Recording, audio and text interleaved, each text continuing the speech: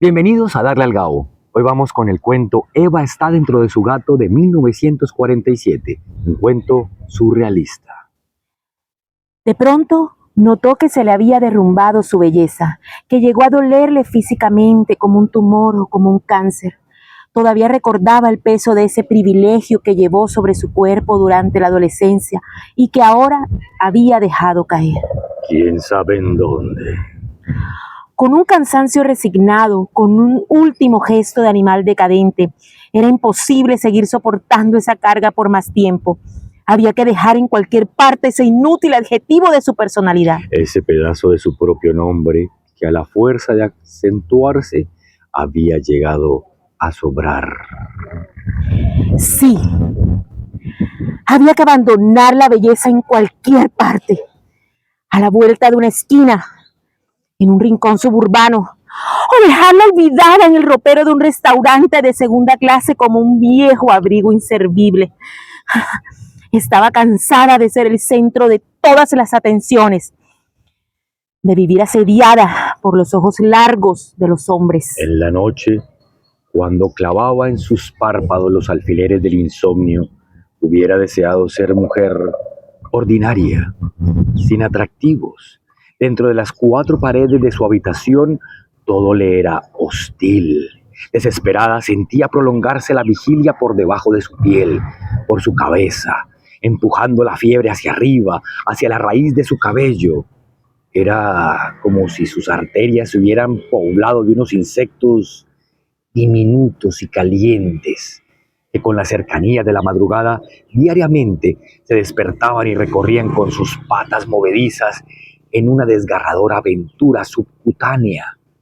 Ese pedazo de barro frutecido donde se había localizado su belleza anatómica. En vano luchaba por ahuyentar a aquellos animales terribles. No podía. Era parte de mi propio organismo. Habían estado allí, vivos, desde mucho antes de su existencia física. Venían desde el corazón de su padre, que los había alimentado dolorosamente en sus noches de soledad desesperada. O tal vez habían desembocado a mis arterias por el cordón que me llevó atada a mi madre desde el principio del mundo. Era indudable que esos insectos no habían nacido espontáneamente dentro de mi cuerpo. Ella sabía que venían de atrás, que todos los que llevaron su apellido tuvieron que soportarlos, que tuvieron que sufrirlos como ella cuando el insomnio se hacía invencible hasta la madrugada. Eran esos insectos los mismos que pintaban ese gesto amargo, esa tristeza inconsolable en el rostro de sus antepasados. Ella los había visto mirar desde su apagada existencia, desde su retrato antiguo, víctimas de esa misma angustia. Todavía recordaba el rostro inquietante de la bisabuela que desde su lienzo envejecido pedía un minuto de descanso, un segundo de paz a esos insectos que allá, en los canales de su sangre, seguían martirizándola y embelleciéndola despiadadamente. No, esos insectos no eran suyos. Venían transmitiéndose de generación a generación, sosteniendo con su diminuta armadura todo el prestigio de una casta selecta, dolorosamente selecta. Esos insectos habían nacido en el vientre de la primera madre que tuvo una hija, ella. Pero era necesario, urgente, detener esa herencia. Alguien tenía que renunciar a seguir transmitiendo esa belleza artificial. De nada valía a las mujeres de su estirpe admirarse de sí mismas al regresar del espejo, si durante las noches esos animales hacían su labor lenta y eficaz, sin descanso, con una constancia de siglos. Ya no era una belleza, era una enfermedad que había que detener, que había que cortar en forma enérgica y radical. Todavía recordaba las horas interminables en aquel lecho sembrado de agujas calientes. Aquellas noches en que ella trataba de empujar el tiempo para que con la llegada del día esas bestias dejaran de doler. ¿De qué servía una belleza así? Noche a noche, hundida en su desesperación, pensaba que más le hubiera valido ser una mujer vulgar o ser hombre, pero no tener esa virtud inútil, alimentada por insectos de remotos orígenes que le estaban precipitando la llegada irrevocable de la muerte. Tal vez sería feliz si tuviera el mismo desgarbo, esa fealdad desolada de mi amiga checoslovaca, que tenía nombre de perro. Más le hubiera valido ser fea para tener un sueño apacible como el de cualquier cristiano. Maldigo a mis antepasados. Ellos tienen la culpa de mi vigilia. Ellos que habían transmitido esa belleza invariable, exacta. Como si después de muertas las madres acudieran y renombraran las cabezas para injertarlas en los troncos de las hijas. Era como si la misma cabeza, una cabeza sola, hubiera venido transmitiéndose con unas mismas orejas, con igual nariz, con idéntica boca, con su pesada inteligencia, en todas las mujeres, quienes tenían que recibirla irremediablemente como un doloroso patrimonio de belleza. Fin.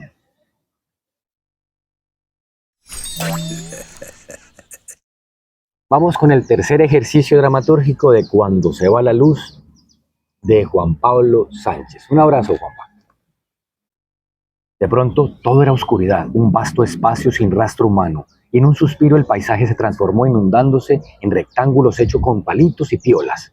Así, hace aproximadamente una década nació este barrio, una montaña invadida por historias y memorias de familias que llegaron en caravanas con carretas repletas, que arrastraban sus sueños, como a sus hijos, sus perros y todo lo que traían. Mientras los padres clavaban los palos, las niñas y los niños de los ojos brillantes y piernas desnudas se convertían en verdaderos centinelas encargados de marcar el límite para que el vecino no se pasara al lote ajeno. Se llenó todo de polisombras que filtraban la luz y tejas de lata, que resonaban con el ritmo de la lluvia. Los nuevos ranchitos brotaron como hongos, armados con maderas astilladas, y se convirtieron en la esperanza de una invasión de familias y su nuevo reino. Familias de aquellos que la ciudad escupió, sobrevivientes que cargaban con el peso de sus penas, soñando con tener un futuro mejor. Familias completas que han tenido que huir de la diáspora de la guerra, de las que les toca levantarse en las madrugadas con la ducha improvisada, totumazos de agua helada, de las que solo conocen el sabor del pan y la aguapanela antes de lanzarse al mundo a buscar migajas. Al regresar, la noche a la luz temblorosa de una vela les da la bienvenida a los que se repiten constantemente en su pensamiento. En casa todo era mejor, el tinto sabía mejor, el clima era mejor. Todo tiempo es pasado mejor para muchos, y aunque ya varios tienen donde poder meter la cabeza, aquel nuevo barrio a las afueras de la nevera se siente cada vez más inquieto con cada día que pasa. Unos llegan y otros se desvanecen como fantasmas. En las calles comienzan a reinar los murmullos de los que se hacen llamar con la fama de patrones. Mejor callar, mejor no hablar, mejor no dar papaya, mejor no amar, mejor odiar, mejor morir, no vivir. En las casas y las calles, el suelo y las paredes parecen haber sido construidas con el cemento del miedo. Las fachadas opacas se convierten en máscaras de desconfianza. En cada esquina un gesto de precaución, una sonrisa forzada que oculta la verdad. Cuando la noche empieza a llegar, todo el mundo se espanta. Las niñas y los niños dejan de jugar, las mujeres guardan sus cosas y los hombres cierran y ponen tranca. Segundo momento. Siempre me he preguntado, ¿por qué no nos dejan jugar con las hijas de los Mondragón?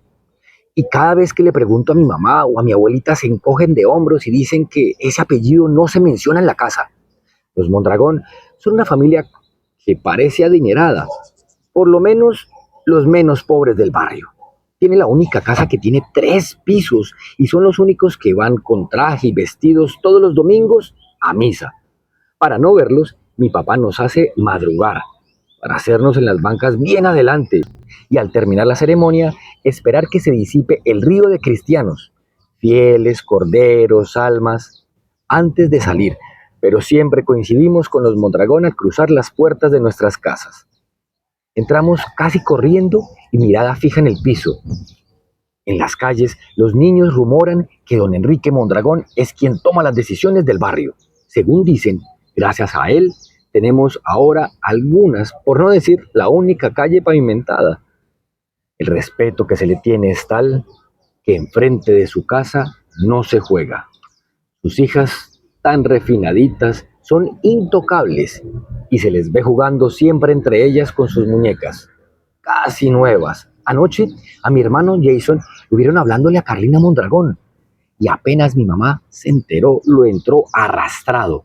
La luz se fue y un lamento colectivo lo salvó de la zunda. Hoy no fue igual. Apenas papá estaba terminando el desayuno cuando le dio un palmadón en la espalda que lo dejó sin aire y nos advirtió que no quería vernos jugando con esas niñas. Tercer momento. Cuando Jason cumplió 14 años, sentía que no le tenía miedo a nada. Y es que su padre le había golpeado tanto que ya no podía sentir dolor. Ya no le tenía miedo a la oscuridad ni a los susurros del barrio. Y sobre todo, ya no le tenía miedo a los Mondragón ni a las represalias. La rutina de buscar acercarse a Carlina se hacía monótona, por lo que empezó a esperarla en la puerta con una invitación de escapar juntos cuando se va la luz. Jason, yo le he dicho a usted que es muy importante para mí, pero no podemos andar por el barrio. Usted sabe cómo es mi papá. Su voz temblaba con un miedo que ella anhelaba no sentir. Yo no estoy cuadrado con su papá, Carlina. Respondió Jason con la frustración que demostraba su rabia. Yo sé, pero usted sabe el problema en que nos metemos si nos ven juntos. Ese es el Carlina amor. respondió con cariño.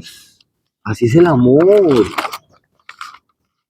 De repente, Jason se ve interrumpido por la luz de una linterna que apunta en varias direcciones. Jason, ¿cuántas veces tengo que decirle que no se junte con esa niñita? Venga para acá. Su papá le va a dar una zunda. La voz de doña Josefina, la mamá de Jason, vibró en la oscuridad, cargada con la fuerza de una tormenta. Esa noche no fue la última en que Jason y Carlina se encontraron en la oscuridad. Todas las noches, cuando se iba la luz, empezaba el ritual.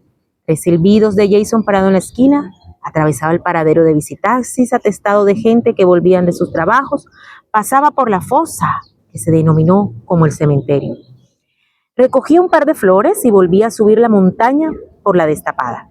Era un viaje meticuloso, un acto de rebeldía que hacía para despistar por si alguien lo estuviera siguiendo. Jason sabía que estaba jugando con fuego, pero así caminaba con orgullo. Se detenía en la mirada de todos los que pasaban por su lado, con ese ímpetu juvenil de estar haciendo algo prohibido. Carlina, por su lado, sentía miedo por la tensión que había entre ambas familias, un legado que era más que un rumor. Carlina recordaba la última vez que vio a su padre y los de Jason cara a cara. La gravedad de la disputa había quedado grabada en su mente. El ambiente vibraba con los gritos y las maldiciones. Cada noche caía más pesada sobre el barrio la rutina habitual de los vecinos que solían asomarse a las ventanas por si algo había pasado. La calma y el silencio se estremeció con cada silbido que empezó a resonar en la oscuridad.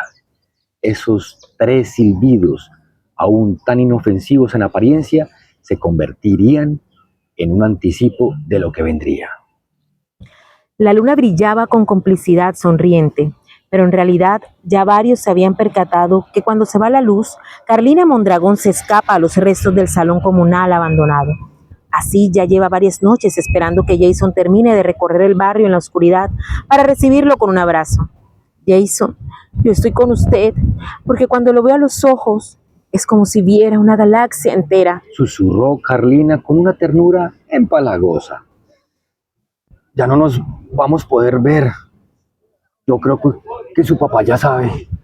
Tenemos que escaparnos, Jason. ¿Está loca? ¿A dónde? No sé, pero si no, mi papá me va a matar por... Una voz como la de un demonio empieza a emitir graves alaridos para buscar a Carlina en la oscuridad.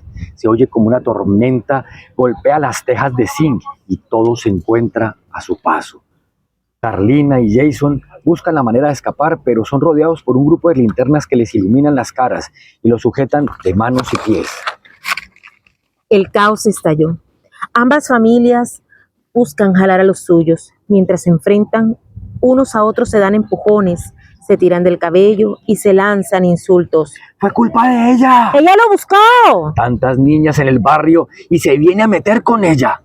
Jason es arrastrado lejos de Carlina, creyendo que es llevado a su casa con los suyos, aunque la fuerza de las manos que lo arrastran no lo dejan colocar los pies en el suelo. De pronto lo inundó el miedo cuando lo lanzan como un muñeco por encima de la zanja y luego lo hacen pasar por el espacio que deja estirar el alambre de púas. A ver, mariconcito, ¿dónde me ve la cara de payaso? Pareció que rugió don Enrique. Don Enrique, yo no. ¿Qué? ¿Su papá no le dijo que con mi familia no se metiera? Jason tragó, luchando por encontrar las palabras. ¿Yo qué? ¿Hable gran huevón? ¿O es igual de cobarde que su papá, que no es capaz de pararse duro? Todo porque mi casa tiene 30 centímetros más que la de ustedes. Hasta ese momento, Jason no había comprendido por qué su familia no podía ni ver a los Mondragón, por qué su papá se empeñó en que no se juntara con ellos. Comprendió que en realidad les había robado más de 30 centímetros de casa. Les robó la tranquilidad, les robó la satisfacción de tener una vida sin rabia, sin rencores, sin ganas de vengarse. Entendió el porqué su rabia acumulada hacia los Mondragón. Ahora que lo piensa, cuando hubiera sido mejor en vez de Carlina Mondragón, pero menos mal fue ella. Usted nos pudo quitar 30 centímetros de casa, pero yo le metí 19 a la virginidad de su hija. Como un resoplo salieron las palabras de la boca de Jason. El brillo tenue de la luna dejó ver cuando el cuello de Jason dio un fuerte latigazo antes de caer inerte al suelo. Carlina nunca supo con certeza qué le pasó a Jason esa noche, pero lo sospechó cuando a la mañana siguiente vio desde su ventana a todos vestidos de negro, lanzando insultos en dirección a su casa.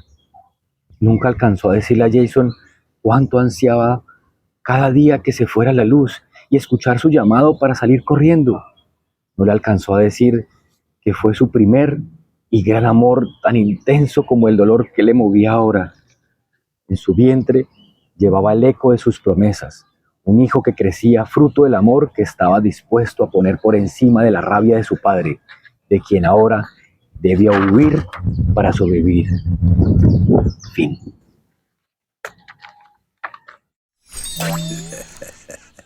Muchas gracias por estar aquí como cada semana, aquí en Darle al Gabo. Hoy estamos con Eva.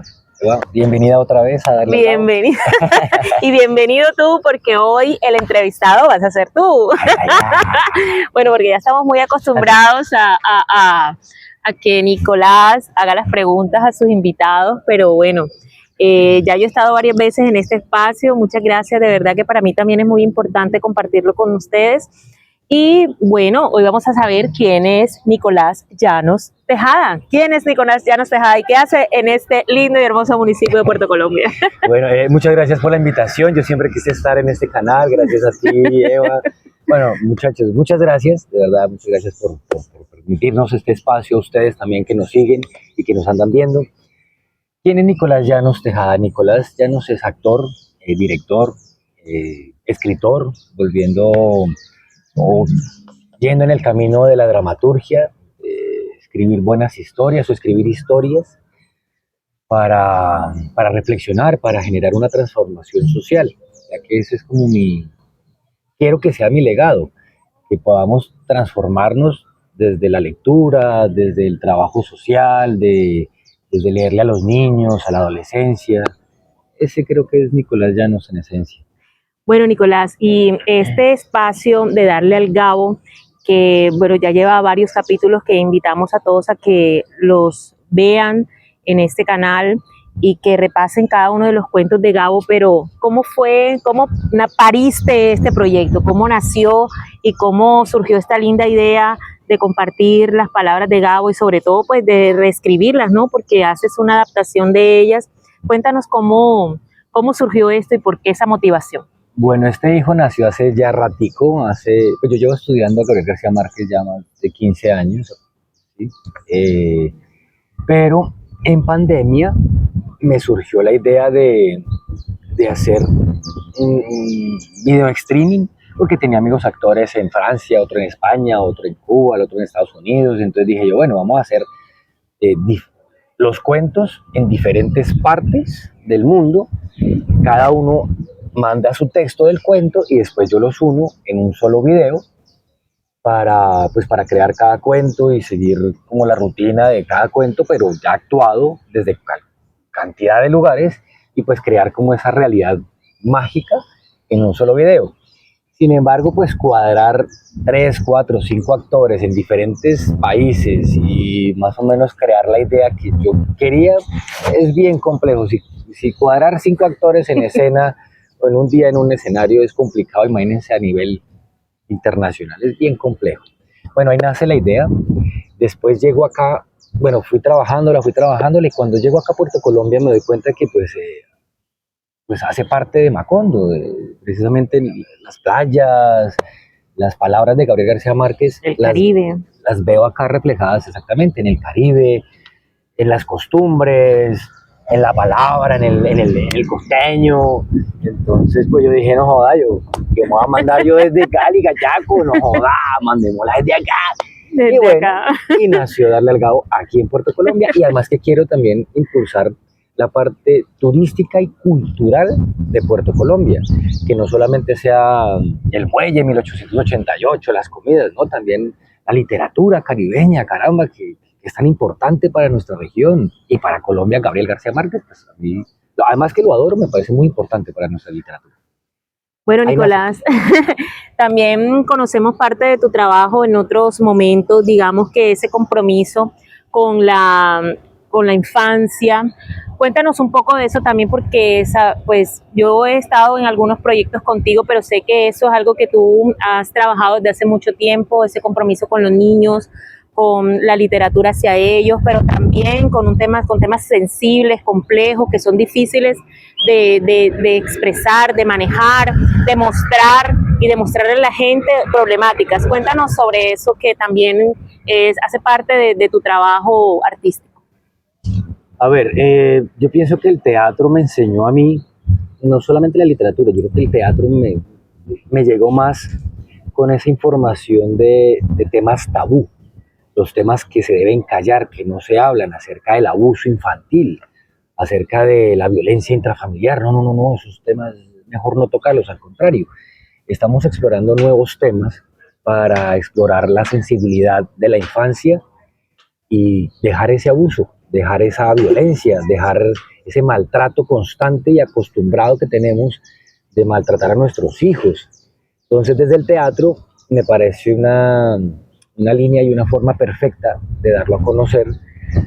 Somos varios grupos comprometidos con la infancia: el colectivo teatral Entrada Libre de Sergio, o el Laboratorio de la Máscara con Carlos y con Claudia Muñoz.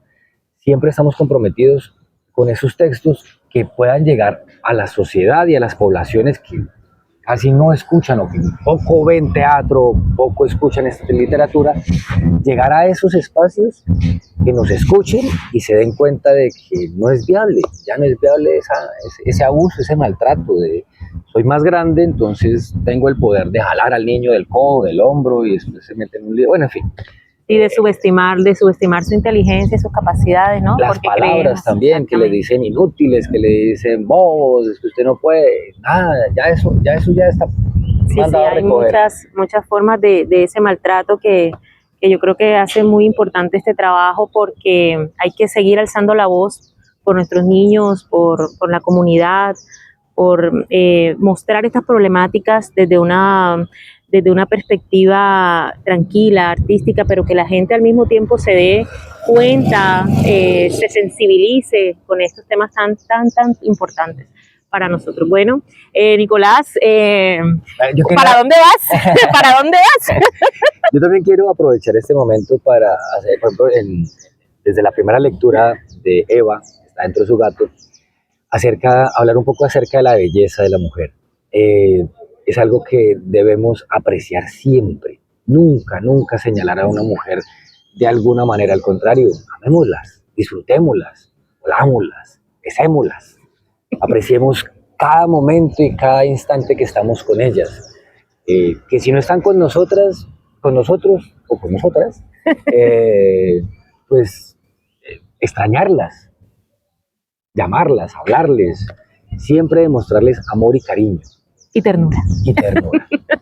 Muchas gracias, Eva. No, a ti, Nicolás, gracias por este espacio, gracias a Cabra ya en la cámara, tu señora esposa. Bueno, gracias por hacerme parte también de esta familia, de estos espacios tan bonitos. Y bueno, Puerto Colombia para todos. ¿Hoy dónde estamos? ¿Hoy dónde estamos? Estamos en la ventana de los sueños, el faro de Puerto Colombia. Bueno, al fondo un poco de la historia de Puerto, es un lugar de acogedor, chévere para venir a visitar, compartir en familia, bueno, y para cuidar nuestros espacios aquí en Puerto, que en realidad necesitamos que lo que se haga se conserve. Y usted mostrando calzones. Y yo mostrando calzones, pues la brisa. Muchas gracias, Eva. Y muchas gracias a ustedes por recibirnos en sus casas, de darle al Gabo. Y recuerden, suscríbanse, denle la campanita de notificaciones, darle like y compartan esta idea. Los beso, los abrazo, muchas gracias.